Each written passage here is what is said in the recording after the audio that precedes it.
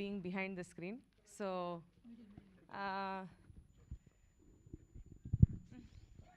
ప్రియాంక ఇక్కడ చదువుకున్న తర్వాత లాస్ ఏంజలస్కి వెళ్ళి తను మాస్టర్స్ చేసి ఇవ్వడం జరిగింది. ఆ తర్వాత మొదటి నుంచి కూడా మనం సినిమా తీస్తున్నాము, మన కంపెనీ సినిమాలతోనే స్టార్ట్ అయింది జైబేరి అని చెప్పి తనకు కూడా సినిమాలంటే చాలా ఇంట్రెస్ట్. నేను కొద్ది రోజులు ఇక్కడ సినిమా టెక్నాలజీ గురించి నేను స్టడీ చేసి నేను కూడా దాంట్లో అప్గ్రేడ్ చేసుకొని వస్తాను అని చెప్పి అక్కడ ఉండటం. తర్వాత అక్కడే ఒక పెద్ద డిస్ట్రిబ్యూటింగ్ కంపెనీలో కొన్నాళ్ళు జాబ్ కూడా చేసేది. ఎందుకమ్మా మనమే 10 మందికి ఇక్కడ జాబ్ ఇచ్చే అవకాశం ఉండి మనం చేస్తుంటే నువ్వు మన జాబ్లో మన చూసుకోకుండా అక్కడ ఉంటే మన దాంట్లో మనం చేసుకోవడం అంటే ఇది కాదు, కరెక్ట్ కాదు. పెద్ద కంపెనీల్లో ఇతర దేశాల్లో ఉన్న కంపెనీల్లో ఒక ఎంప్లాయీగా నేను చేయాలి అనుకున్నానని చెప్పి దాదాపు 4 years 5 years అక్కడే జాబ్ చేసి వచ్చింది. సినిమా గురించి చాలా బాగా తెలివితేటలు ఉన్నాయి. అయితే మేమందరం కూడా ఈ రియల్ ఎస్టేట్ బిజినెస్లో ఉండిపోవటం మూలంగా కానీ, మధ్యలో పొలిటికల్గా నేను వెళ్ళటం మూలంగా కానీ అతడు సినిమా తర్వాత సినిమా తీయలేకపోయాం. అయితే మా ప్రియాంక తప్పకుండా చాలా ఇంట్రెస్ట్ అయింది. ఎందుకంటే జైబేరి స్టార్ట్ అయింది సినిమాతోటే కాబట్టి సినిమా అనేది ఇప్పటికైనా సరే మనం చేయాల్సిందే అని అనుకున్నాం.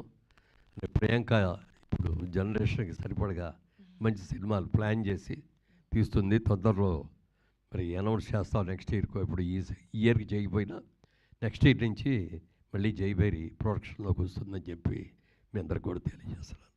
సో చెప్పమ్మా. టెక్నాలజీ పరంగా అండి ఐ థింక్ ప్రసాద్ కాప్ చాలా సహాయం చేశారు. యాజ్ యూ నో 2005లో ఫిల్మ్లో తీసేవాళ్ళం సినిమాని, అప్పుడు డిజిటల్ టెక్నాలజీ లేదు. సో 8K స్కానింగ్ చేసాము రా ఫిల్మ్ని.